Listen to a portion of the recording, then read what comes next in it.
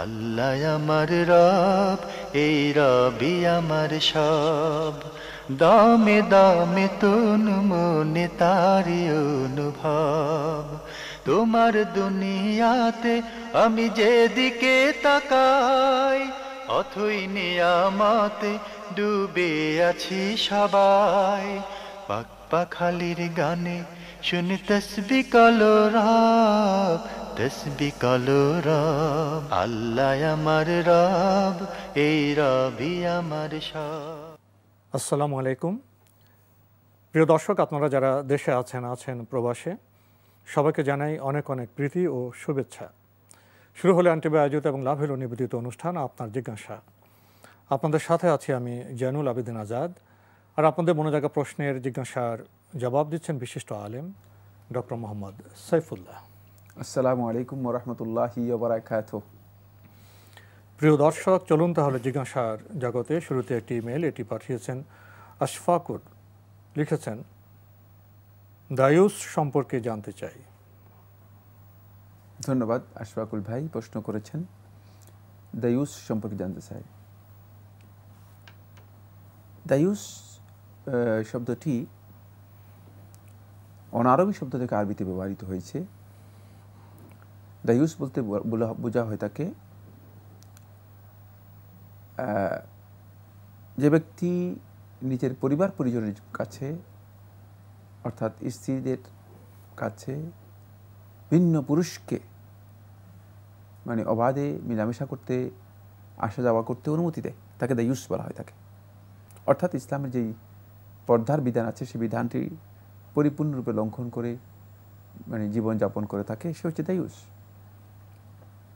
রাসূলুল্লাহ সাল্লাল্লাহু আলাইহি ওয়াসাল্লাম কোন হাদিসের মধ্যে লানতের কথা উল্লেখ করেছেন, তার উপর আল্লাহ রাব্বুল আলামিন অভিশাপের কথা উল্লেখ করেছেন।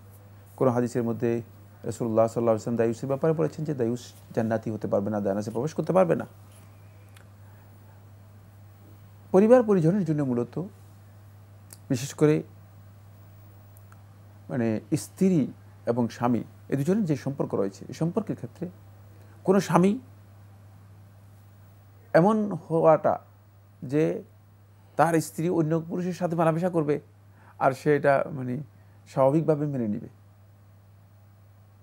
মানে এটা যদি হয় তাহলে বুঝতে হবে যে এটি পুরুষ শব্দ বাদ দিয়ে তাকে অন্য কোনো শব্দ ব্যবহার করতে হবে। কাপুরুষের চেয়েও নিকৃষ্ট। ইসলামের যুগ নয়, বরং ইসলামের আগের যুগ, জাহেলি যুগে পর্যন্ত মানে পুরুষ সমাজ কোনোভাবেই নিজেদের স্ত্রী মানে কোনো কারণে ব্যভিচার, অশ্লীলতা অথবা অন্য পুরুষের সাথে সম্পর্ক করুক, এটা কোনোভাবেই অ্যালাউ করতো না, এটা কোনো যুগেই। কিন্তু বর্তমান যুগে একদল লোক এটা অ্যালাউ করে থাকে, সত্যিকার অর্থে তাদের সেই পৌরুষ যেটাকে বলা হয় থাকে সেটা না থাকার কারণে। এরা মানুষ কিন্তু মানুষের অনুভূতি নেই, এরা পুরুষ কিন্তু পুরুষত্বের যেই অনুভূতি বা পুরুষত্বের যেই মানে বিবেচনা, সেই বিবেচনা নেই। আর এটা হচ্ছে, এটাকে বলা হয় থাকে আল গাইরা, আত্মমর্যাদাবোধ। এই পরিপূর্ণ আত্মমর্যাদাবোধ যদি কারো কাছে না থাকে তাহলে সেই ব্যক্তি সত্যিকার অর্থে মানে তার স্ত্রীকে মানে অন্য পুরুষের সাথে মেলামেশা করতে মানে বাধা দেবে না, যেমন খুশি তেমন সেও মানে অন্য পুরুষের সাথে চলবে আর তার স্ত্রীও অন্য পুরুষের সাথে চলবে। মানে এটা হচ্ছে এই ধরনের মানে ইসলাম এটাকে কোনোভাবে অ্যালাউ করে না। ফলে এই দায়ুস ব্যক্তিকে ইসলাম অপছন্দ করেছে। কোনোভাবেই ইসলাম এই অনুমোদন দেয় না, এই অনুমতি ইসলামের মধ্যে নেই যে একজন ব্যক্তি তার স্ত্রীকে অনুমতি দিবে অবাধে মেলামেশা করবে অন্য পুরুষদের সাথে। এটি ইসলামী শরীয়তের মধ্যে হারাম, নিষিদ্ধ কাজ। আপনার বক্তব্য থেকে আমরা উপলব্ধি করলাম কোনো পরিবারের প্রধান তার স্ত্রীকে বা তার মেয়েকে অবাধে অন্য পুরুষদের সাথে চলাফেরার অনুমতি দিতে পারেন না, দিলে তিনি দায়ুস হিসেবে বিবেচিত হবেন। বিপরীতে কোনো স্ত্রী কি তার স্বামীকে অন্য নারীদের সাথে অবাধে মেলামেশার সুযোগ করে দিবেন, পরকীয়া করতে দিবেন, সেক্ষেত্রে কি তার কোনো ভূমিকা থাকা প্রয়োজন? সেক্ষেত্রে কি তিনি দায়ুস হবেন?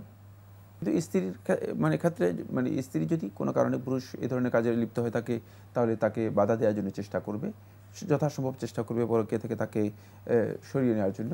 আর সেক্ষেত্রে যদি পরকীয়া থেকে সরিয়ে না যায়, স্ত্রীর ইসলামী শরিয়ার বিধান ভূমিকা রয়েছে। জি, কিন্তু সেটাকে তিনি কখনো খোশ মনে না, এক্ষেত্রে মেনে স্ত্রী নিতে পারবেন না, এক্ষেত্রে স্ত্রী দায়ুস হবে না, এটা খেয়াল রাখতে হবে। কারণ স্ত্রীর কর্তৃত্ব কিন্তু স্বামীর উপরে যতটুকু করণীয় আছে, করণীয় এটাকে আছে, মেনে সেটা নেবেন হলো না। করণীয় হচ্ছে মেনে নেবেন না, করণীয় হচ্ছে তিনি শুধুমাত্র পরামর্শ দেয়া, আর কিছুই না। সংশোধন চেষ্টা করবেন, না পারলে তিনিও তার যে সিদ্ধান্ত ভূমিকা সেটা জানিয়ে দিতে না, পারেন, সেটা ইসলামী শরীয়ত অনুযায়ী মানে তিনি ভূমিকা বিবেচনা পালন করবেন। জি, আমরা জানলাম। প্রিয় দর্শক, ভাই আশফাকুর আপনি আরো লিখেছেন, মেয়েদের চাকরি করার ক্ষেত্রে শরীয়তের হুকুম কি? ধন্যবাদ এই ভাইকে প্রশ্ন করেছেন। মেয়ে যে চাকরি করার ব্যাপারে শরীয়তের হুকুম কি?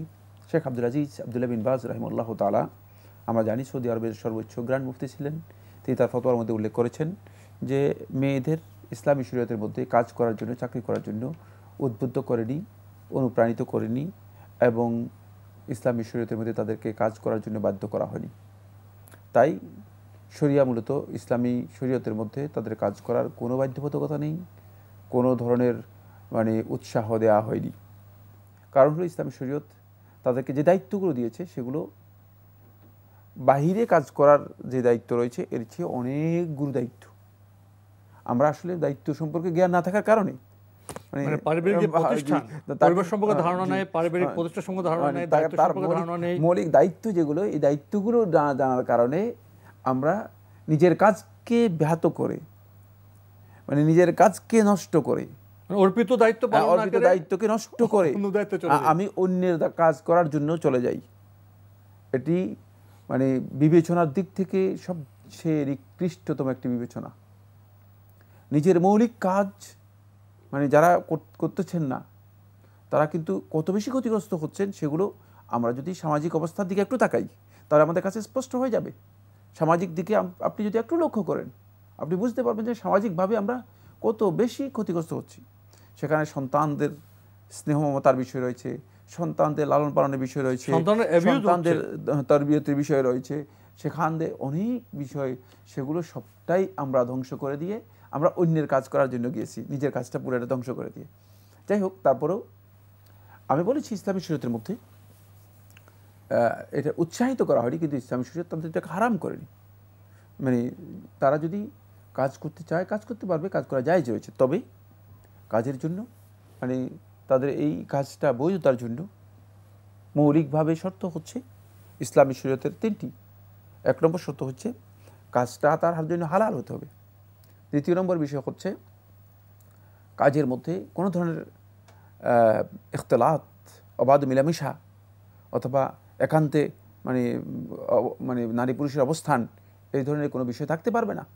4 নম্বর বিষয় হচ্ছে সেটা পর্দা অনুযায়ী মানে শরীয়তের পর্দা মানে মেনে চলতে পারে এই ধরনের কাজ মানে করতে হবে।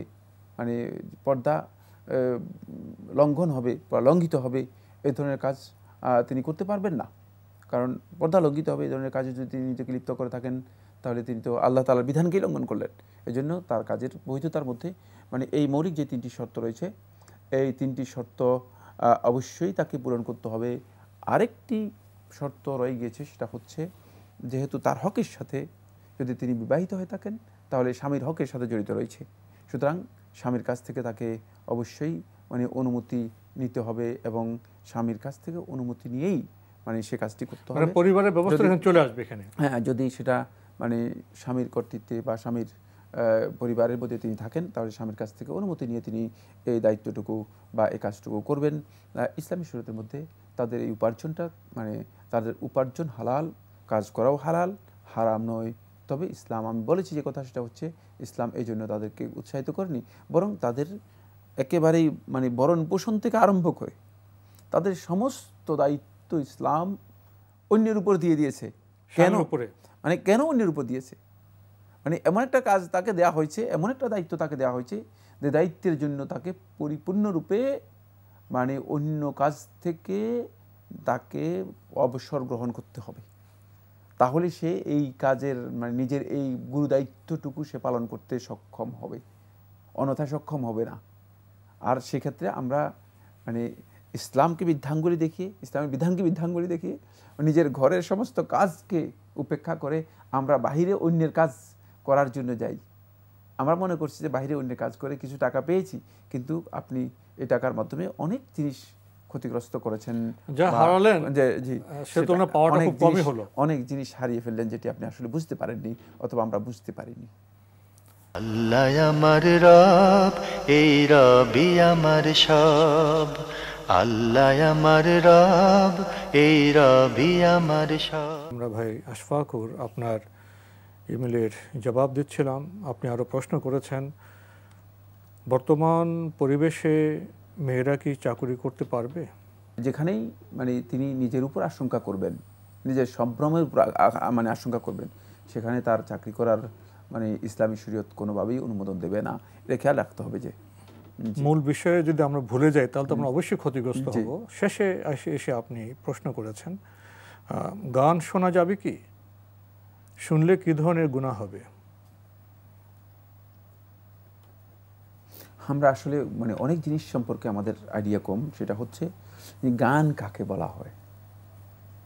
যদি এর সঙ্গে আমরা জানি তাহলে আমরা বুঝতে পারবো যে মানে গান শোনা যাবে কিনা। এই যে মাসালা জিজ্ঞেস করেছি, মানে এখানে কোথায় ভুল আছে। গান বলা হয় তাকে মূলত যেটা, সেটা হলো যে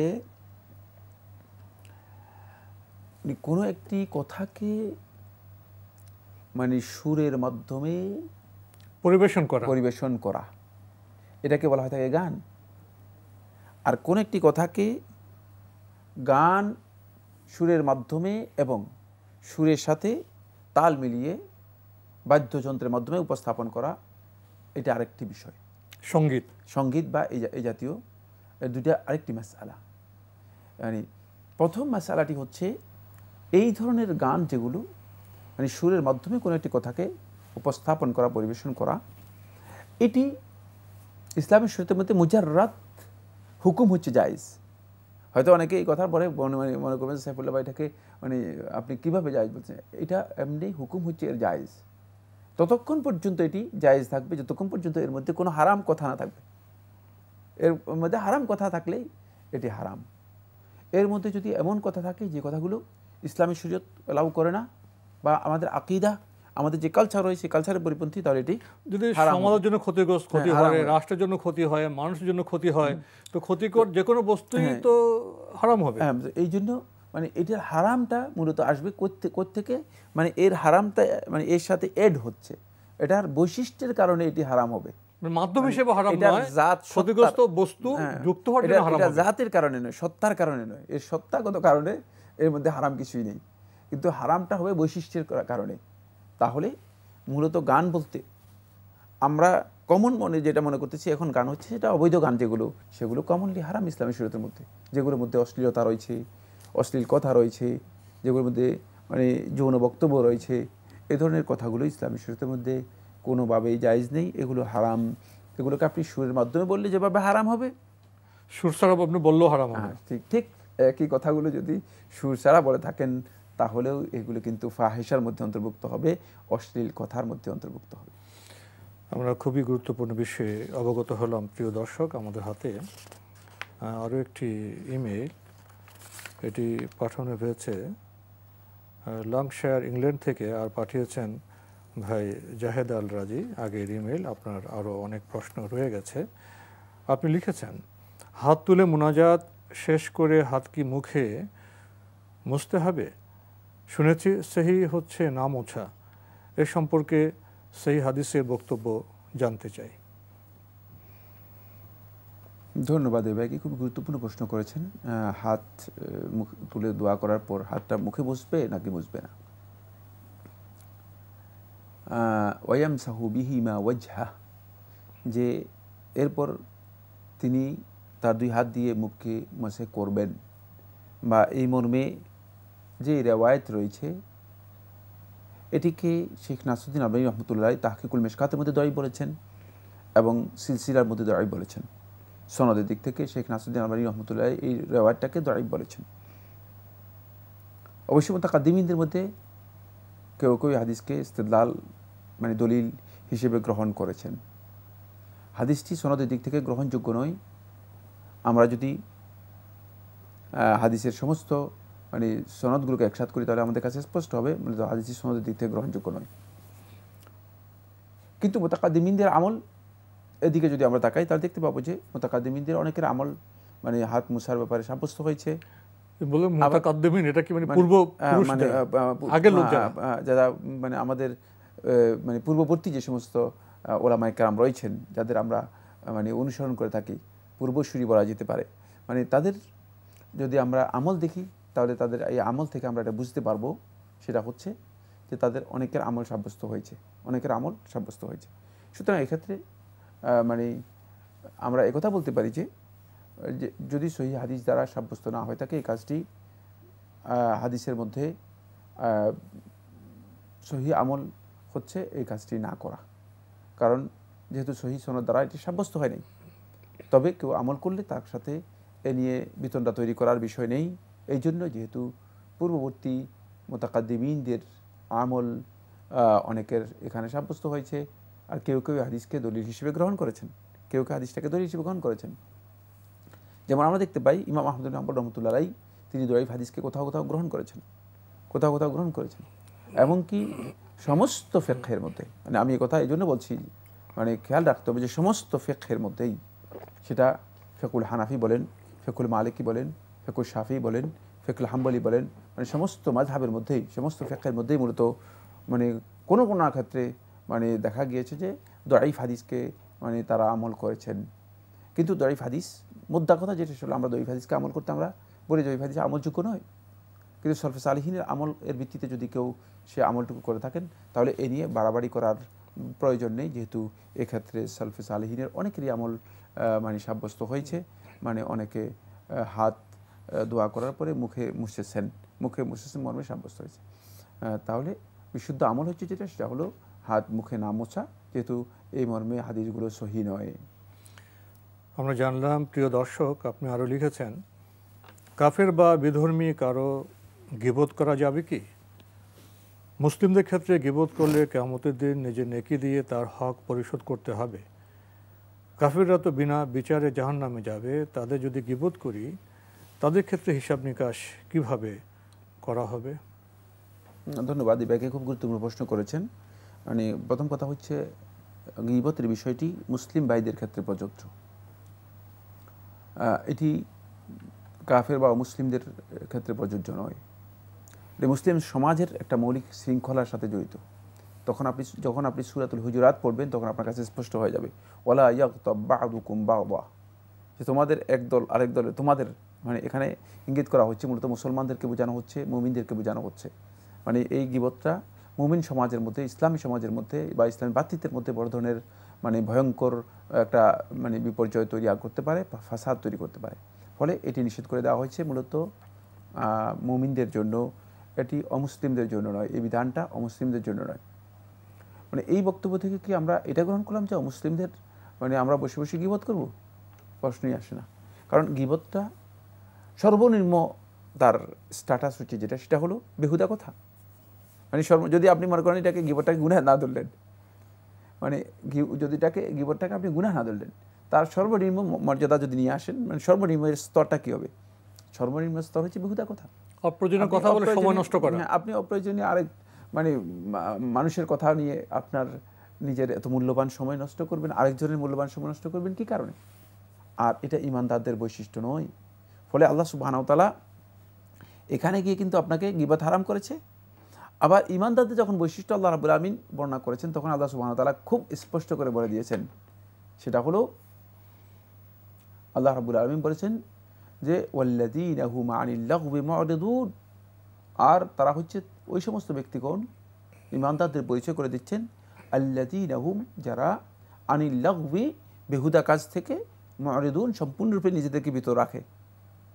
এখন আপনি যদি সম্পূর্ণ বেহুদা কাজ থেকে নিজেকে বিরত রাখতে না পারেন, তাহলে আপনি ঈমানের যেই মানে প্রকৃত স্টেজ রয়েছে সেখানে আপনি যেতে পারেন। এখন আপনি বসে বসে কাফেরদের মানে গীবত করবেন, বেহুদা কাজের মধ্যে সময় নষ্ট করবেন, তাহলে এটি ঈমানের দাবির পরিপন্থী কাজ।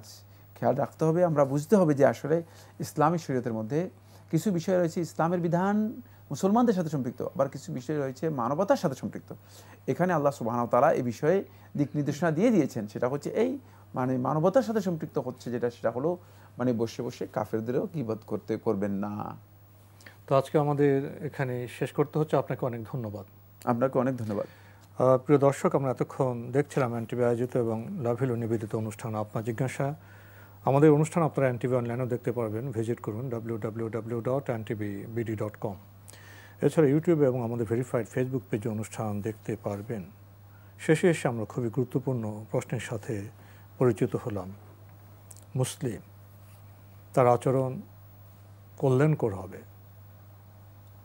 তিনি তো রাহমাতুল্লিল আলামিন, প্রিয় নবী হযরত মুহাম্মদ মুস্তাফা সাল্লাল্লাহু আলাইহি ওয়াসাল্লামের উম্মত। তার আদর্শ কেমন ছিল, তার আচরণ কেমন ছিল? তার আচরণ তো আমাদের এ কথাই বলে দেয়, তার বাণী তো আমাদের এভাবে উদ্দীপ্ত করে গীবত কোনো অবস্থাতেই করা যাবে না। মুসলিম ভাইয়ের বিরুদ্ধেও নয়, কোনো মানুষের বিরুদ্ধেও নয়।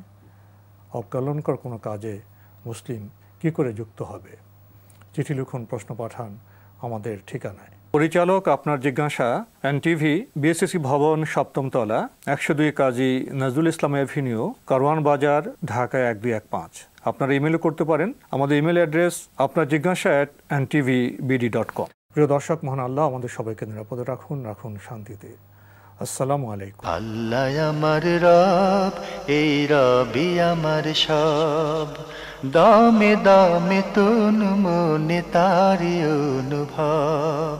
আল্লাহ আমার রব, এই রবি আমার সব।